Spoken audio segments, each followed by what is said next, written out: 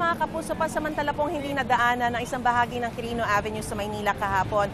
Ito po ay dahil matapos tumama sa vertical clearance post ng LRT-1 ang container van na karga ng isang trailer truck. May unang balita si Jamie Santos. Tumama sa vertical clearance signage ng LRT ang dalang container van ng truck.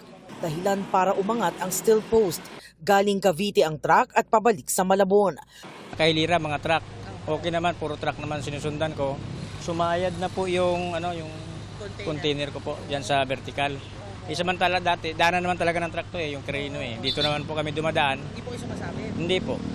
Ngayon lang siguro dahil din sa karsada na grabe namang tinaas ka daan kasi patong-patong na po yung asfalto.